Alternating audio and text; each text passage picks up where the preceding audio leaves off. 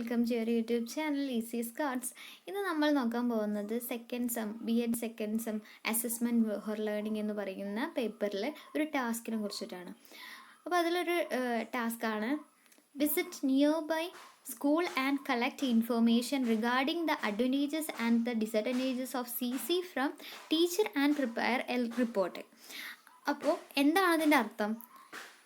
CCനെ കുറിച്ച്, അതായത് continuous and comprehensive ഇവാലുവേഷനെ കുറിച്ചിട്ട് ഒരു സ്കൂളിലെ ടീച്ചറുമായിട്ട് ഏതെങ്കിലും ഒരു ടൂൾ ഉപയോഗിച്ചിട്ട് അറിവ് ശേഖരിക്കുക. ഇപ്പോൾ ക്വസ്റ്റ്യനെയർ ഉപയോഗിക്കാം, അല്ലെങ്കിൽ ഇൻ്റർവ്യൂ, എങ്ങനെയെങ്കിലും ഇൻഫർമേഷൻ അല്ലെങ്കിൽ ഡേറ്റ കളക്ട് ചെയ്യുക, എന്നിട്ട് അതിനനുസരിച്ചിട്ടുള്ളൊരു റിപ്പോർട്ട് തയ്യാറാക്കുക എന്നുള്ളതാണ്. അപ്പോൾ നിങ്ങൾ ഈ ടാസ്ക് ചെയ്യാൻ പോകുന്നതിന് മുമ്പ് എന്താണ് CC എന്ന് നമുക്ക് അറിയണം. കണ്ടിന്യൂസ് ആൻഡ് കോംപ്രഹെൻസീവ് ഇവാലുവേഷൻ എല്ലാവർക്കും ഫുൾ ഫോം ഒക്കെ എല്ലാവർക്കും അറിയായിരിക്കില്ലേ, പക്ഷെ അതിൻ്റെ ഉള്ളിൽ എന്താ വരുന്നതെന്ന് അറിയില്ല. നമ്മൾ പണ്ട് കാലത്ത് എങ്ങനെയായിരുന്നു നമ്മളുടെ ഇവാലുവേഷൻ സിസ്റ്റം എന്ന് പറയുന്നത്? നമ്മൾ പണ്ടത്തെ 10ാം ക്ലാസ്സുകാരോടൊക്കെ ചോദിച്ചു കഴിഞ്ഞാൽ, SSLCക്കാരോടൊക്കെ ചോദിച്ചു കഴിഞ്ഞാൽ അവർക്ക് മനസ്സിലാക്കാൻ പറ്റും. പണ്ട് എങ്ങനെയായിരുന്നു? അവസാനം ഒരു വർഷം കഴിഞ്ഞ് കഴിഞ്ഞാൽ, അതായത് 10ാം ക്ലാസ് തുടക്കം മുതൽ അവസാനം വരെ അവസാനം ഒരു എക്സാം നടത്തും. അവിടെ അവർ എന്ത് മാത്രമേ അസസ് ചെയ്യുന്നുള്ളൂ, അവർ എത്രത്തോളം പഠിച്ചു എന്ന് മാത്രമേ അവിടെ അസസ് ചെയ്യുന്നുള്ളൂ അല്ലേ. അതാണ് അവരുടെ ഫ്യൂച്ചർ ഡിറ്റർമിൻ ചെയ്യുന്നത്. പക്ഷെ അന്ന് അവർക്ക് നന്നായിട്ട് പ്രിപ്പയർ ചെയ്യാൻ പറ്റിയില്ല. ലാസ്റ്റ് എക്സാമിന് അവർക്ക് നന്നായിട്ട് പ്രിപ്പയർ ചെയ്യാൻ പറ്റിയില്ല. അവരെ വർഷം പോയില്ലേ, അവരുടെ ഫ്യൂച്ചർ പോയില്ലേ. പക്ഷേ ഇന്നെങ്ങനെയാണ്? കണ്ടിന്യൂസ് ഇവാലുവേഷൻ നടക്കുന്നുണ്ട് അല്ലേ. എങ്ങനെയാണ്? ഇൻറ്റേർണൽസ് ഒക്കെ നടത്തിയിട്ട്, അല്ലെങ്കിൽ പ്രാക്ടിക്കൽസ് ചെയ്തിട്ട്, അങ്ങനെ ഒരുപാട് രീതിയിൽ നമ്മൾ കണ്ടിന്യൂസ് ഇവാലുവേഷൻ നടത്തുന്നുണ്ട് അല്ലേ. അപ്പോൾ ആ കുട്ടീൻ്റെ ഫൈനൽ എക്സാമിൻ്റെ അടിസ്ഥാനത്തിൽ മാത്രമാണോ നമ്മൾ ആ കുട്ടി ജയിച്ചോ പാസ്സായോ തോറ്റോ എന്നുള്ളത് കണക്കാക്കുന്നത്? അല്ല. ആ വർഷം ആ കുട്ടിയുടെ പെർഫോമൻസ്, ടോട്ടൽ പെർഫോമൻസ് എടുത്തതിനെ ബേസ് ചെയ്തിട്ടല്ലേ നമ്മളൊരു മാർക്ക് ലിസ്റ്റ് നോക്കിക്കഴിഞ്ഞാൽ, അല്ലെങ്കിൽ നമ്മൾ SSLC ഒക്കെ മാർക്ക് ലിസ്റ്റ് നോക്കി കഴിഞ്ഞാൽ നമുക്ക് എന്തായിരിക്കും, CEക്ക് കിട്ടിയ മാർക്ക് എത്രയാണ്, TEക്ക് കിട്ടിയ മാർക്ക് എത്രയാണ്, അതൊക്കെ അറിയാൻ പറ്റില്ലേ. കൂടാതെ ആ കുട്ടിയുടെ കോഗ്നിറ്റീവ് ആസ്പെക്ട്സ് മാത്രമേ ഉള്ളൂ നമ്മൾ അസസ് ചെയ്യുന്നത്? ഇല്ല. അവരുടെ അഫക്റ്റീവ് ഡൊമൈനും അതുപോലെ തന്നെ സൈക്കോമോട്ടോർ ഡൊമൈനും എല്ലാം നമ്മൾ കണക്കാക്കപ്പെടുന്നുണ്ട് അല്ലേ, അല്ലെങ്കിൽ നമ്മൾ കണക്കിലെടുക്കുന്നുണ്ട് അസസ് ചെയ്യുന്ന സമയത്ത്. അതായത് പ്രാക്ടിക്കൽസ് ചെയ്യുന്നതിലൂടെ അവരുടെ സ്കിൽസ് നോക്കുന്നുണ്ട്, അതുപോലെ ഇവരുടെ ആറ്റിറ്റ്യൂഡ്, ഇൻട്രസ്റ്റ് എന്താ എന്നുള്ള കാര്യങ്ങളൊക്കെ പോലെ ടെസ്റ്റുകളൊക്കെ നടത്തിയിട്ട് നോക്കുന്നുണ്ട് അല്ലേ. അപ്പോൾ ഇതിൽ continuous and comprehensive evaluation 3 term വരുന്നുണ്ട്. അത് എന്തൊക്കെയാണെന്ന് നമുക്ക് നോക്കാം. കണ്ടിന്യൂസ് എന്താ? കണ്ടിന്യൂസ് ആയിട്ട് നടത്തുക, അല്ലെങ്കിൽ റെഗുലർ ആയിട്ട് ആക്ടിവിറ്റീസസ് കൊടുക്കുക കുട്ടിക്ക്. എന്തിനു വേണ്ടിയിട്ടാണ്? അവരുടെ ഓൾറൗണ്ട് ഡെവലപ്മെൻറ്റിന് വേണ്ടിയിട്ട് കണ്ടിന്യൂസ് ആയിട്ട് റെഗുലർ ആയിട്ട് ആക്ടിവിറ്റീസ് കൊടുത്തുകൊണ്ടേയിരിക്കുക. പ്രൊജക്റ്റ്, അതുപോലെ തന്നെ പ്രാക്ടിക്കൽസ്, എക്സാമിനേഷൻസ്, അങ്ങനെ കണ്ടിന്യൂസ് ആയിട്ട് ചെയ്തുകൊണ്ടേയിരിക്കുക. കോംപ്രഹെൻസീവ്, ഒരു സമഗ്രമായിട്ട്, അതായത് അവരുടെ മെൻ്റൽ ആസ്പെക്ട്സ് മാത്രമാണ് നമ്മൾ നോക്കുന്നത്? അല്ല. മെൻ്റൽ, ഇമോഷണൽ, അതുപോലെ തന്നെ ഫിസിക്കൽ ആസ്പെക്ട്സ് എല്ലാം നമ്മൾ എന്ത് ചെയ്യുന്നുണ്ട്? കണക്കാക്കപ്പെടുന്നുണ്ട് അല്ലേ. അടുത്ത ഇവാലുവേഷന് വേണ്ടിയിട്ട് വെറൈറ്റി ടൂൾസും ടെക്നിക്സും, അതായത് ടെസ്റ്റുകൾ നടത്തിയിട്ട്, പരീക്ഷ നടത്തിയിട്ട്, എക്സാമിനേഷൻ നടത്തിയിട്ട്, അതുപോലെ തന്നെ വാല്യൂ ചെയ്യാൻ വേണ്ടിയിട്ട് പ്രൊജക്ട് മെത്തേഡോ അല്ലെങ്കിൽ സെമിനാറോ അങ്ങനെയൊക്കെ നടത്തിയിട്ട് പല രീതിയിൽ പല ടൂൾസും ടെക്നിക്സും ഒക്കെ ഉപയോഗിച്ചിട്ട് നമ്മൾ ഇൻ്റർവ്യൂ നടത്തിയിട്ട്, വൈവ നടത്തിയിട്ട് നോക്കിയിട്ട് നമ്മൾ എന്ത് ചെയ്യുന്നുണ്ട്? അവരുടെ കുട്ടികളുടെ പ്രോഗ്രസ് ഇവാലുവേറ്റ് ചെയ്യുന്നുണ്ട്. അപ്പോൾ അതാണ് കണ്ടിന്യൂസ് ആൻഡ് കോംപ്രഹെൻസീവ് ഇവാലുവേഷൻ എന്ന് പറയുന്നത്. ഇനി നമുക്ക് ടാസ്കിലേക്ക് കടക്കാം. അപ്പോൾ നിങ്ങൾ ടാസ്ക് ചെയ്യുന്ന സമയത്ത് നിങ്ങൾ ഫസ്റ്റത്തെ പേജിൽ എന്ത് ചെയ്യുക? ആ ടോപ്പിക് എന്താണ് അതിൻ്റെ ടാസ്ക് 2 ആണോ 1 ആണോ ഏതാണോ നമ്പർ എഴുതുക. അതുപോലെ തന്നെ പേപ്പറിൻ്റെ പേര് എഴുതുക. പിന്നെ എന്ത് ചെയ്യുക? ടോപ്പിക്ക് കൃത്യമായിട്ട് എഴുതുക. പിന്നെ എന്ത് ചെയ്യുക? നമ്മൾ ഏത് ടീച്ചറിനാണോ സബ്മിറ്റ് ചെയ്യാൻ പോകുന്നത്, ആ കാര്യങ്ങളൊക്കെ നിങ്ങൾക്ക് അറിയുന്നുണ്ടായിരിക്കും അല്ലേ. അതൊക്കെ എഴുതുക. അടുത്ത പേജിൽ നിങ്ങൾ ഇൻട്രൊഡക്ഷൻ എഴുതണം. ഇൻട്രൊഡക്ഷൻ 2 പാരഗ്രാഫ് മതി. കുറേ വാരി വലിച്ച് ഇൻട്രൊഡക്ഷൻ എന്ന് എഴുതണ്ട, 2 പാരഗ്രാഫ്. ആ 2 പാരഗ്രാഫിൽ കൃത്യമായിട്ട് എന്ത് വേണം? നമ്മൾ തുടങ്ങുന്ന സമയത്ത് as A part of BEd curriculum എന്ന് പറഞ്ഞിട്ട് തുടങ്ങാം. BEd കരിക്കുലത്തിൻ്റെ ഭാഗമായിട്ട് ഞങ്ങൾക്ക് ഈ ഒരു പേപ്പറിൽ ഈ ഒരു ടോപ്പിക്കിൽ ഇങ്ങനൊരു ടാസ്ക് ചെയ്യാനുണ്ടായിരുന്നു എന്ന് പറഞ്ഞിട്ട് നിങ്ങൾ എഴുതുക ഫസ്റ്റ് പാരഗ്രാഫിൽ. അടുത്തതിന് ശേഷം ഇത് ടൈപ്പിംഗ് മിസ്റ്റേക്ക് ആണ്, CE അല്ല CCE. വാട്ട് ഈസ് CCE, എന്താണ് CCE എന്ന് പറഞ്ഞിട്ടുള്ള കാര്യങ്ങൾ നിങ്ങൾ എഴുതുക. ചെറിയ ബ്രീഫായിട്ട് എന്താണ് മനസ്സിലാക്കണം. ആ ഒരു പാരഗ്രാഫ് വായിച്ചു കഴിഞ്ഞാൽ അതിൽ നിന്ന് എന്താണ് CCE എന്ന് മനസ്സിലാക്കാൻ കഴിയണം. അത്തരത്തിലൊരു പാരഗ്രാഫ് അതും എഴുതാം. ഇപ്പോൾ ഇൻട്രൊഡക്ഷനിൽ എന്ത് ചെയ്യുന്നു? 2 പാരഗ്രാഫ് വന്നു. ഒന്നാമത്തെ പാരഗ്രാഫിൽ നമ്മൾ എന്താ ചെയ്യാൻ പോകുന്നത് എന്നുള്ള കാര്യം എഴുതുക. അടുത്തത് എന്താണ് CCE എന്ന് എഴുതാം. അടുത്ത പേജാണ് കണ്ടൻറ്റ് അല്ലെങ്കിൽ നമ്മൾ ഡേറ്റ കളക്ഷൻ, അങ്ങനെ എന്തെങ്കിലും ഹെഡിങ് കൊടുക്കുക. എന്ത് ഹെഡിങ് കൊടുക്കുക കേട്ടോ. ഇത് എല്ലാ ടീച്ചേഴ്സും ഒരുപോലെയാണ് ഈ ഒരു സ്റ്റെപ്സ് പറയുന്നതെന്ന് അറിഞ്ഞൂടാ, പക്ഷേ ഇങ്ങനെയാണ് ജനറലായിട്ട് ചെയ്യാറുള്ളത്. ഒരു ഇൻട്രൊഡക്ഷൻ കൊടുക്കുക, ഡേറ്റ കളക്ഷൻ അല്ലെങ്കിൽ കൺക്ലൂഷന്, അതുപോലെ തന്നെ അപ്പൻഡിക്സ്, ഈ ഒരു രീതിയിലാണ് ചെയ്യാറുള്ളത് കേട്ടോ. അപ്പോൾ ഇനി കണ്ടന്റിൽ എന്തൊക്കെയാണ് വരുന്നത് നോക്കാം.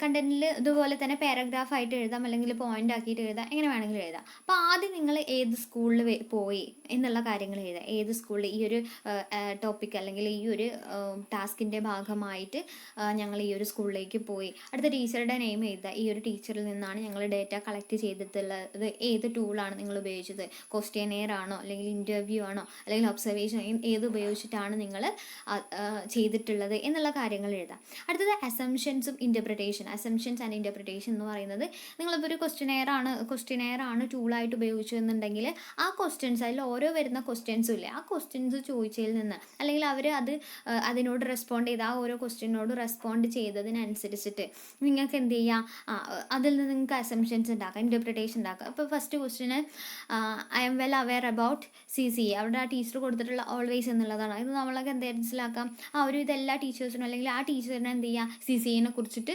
ധാരണയുണ്ട് എന്ന് മനസ്സിലാക്കാം. അടുത്ത ക്വസ്റ്റ്യന് ടീച്ചർ എന്താ റെസ്പോണ്ട് ചെയ്തിട്ടുള്ളത്? CCA gives due importance to both scholastic as well as co-scholastic areas of the learners development.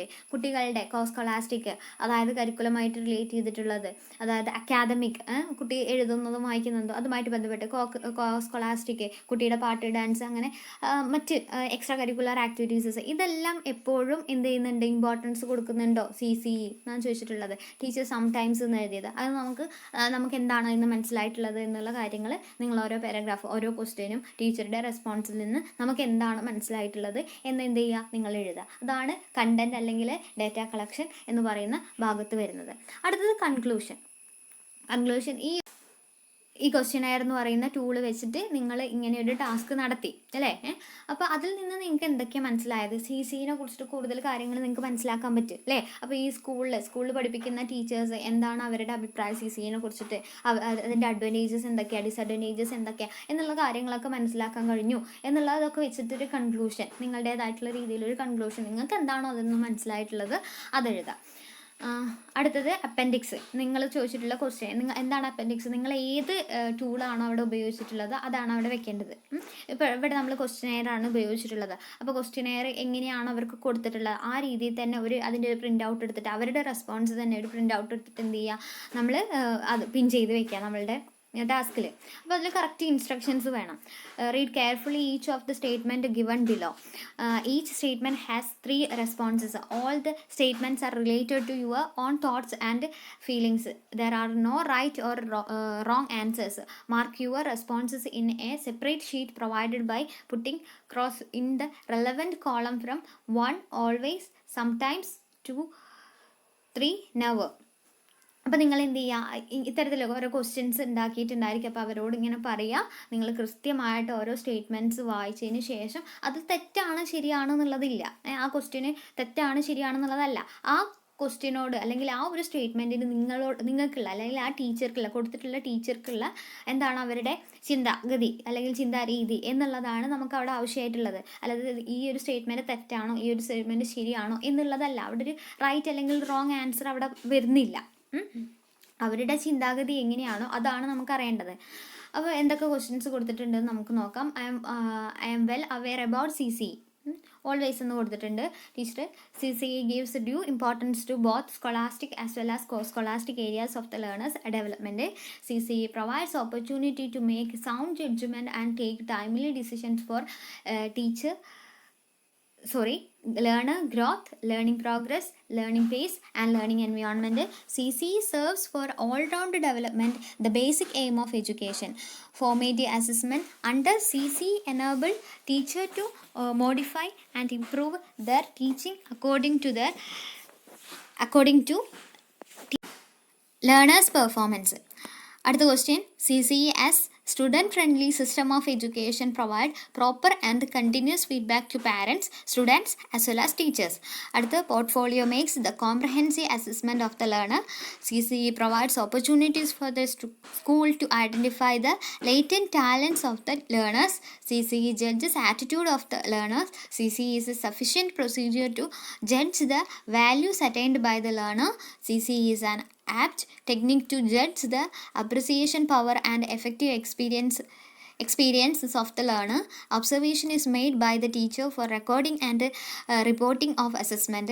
CCE provide opportunities of improvement in learning through diagnosis and remediation. CCE enables to judge the effectiveness activities pertaining to scholastic and co-scholastic areas ultimately result in behavior modification of the learner. CCE is more effective than former system of evaluation. Periodical achievements test like unit test, monthly test, terminal test, annual test are maintained to ensure continuity in evaluation. CCE reduces the fear, stress and anxiety of test and examination among students. Practical based evaluation is effective in CCE. CCE makes teachers busy in the progress of recording and reporting instead of teaching and assessing learners' performance.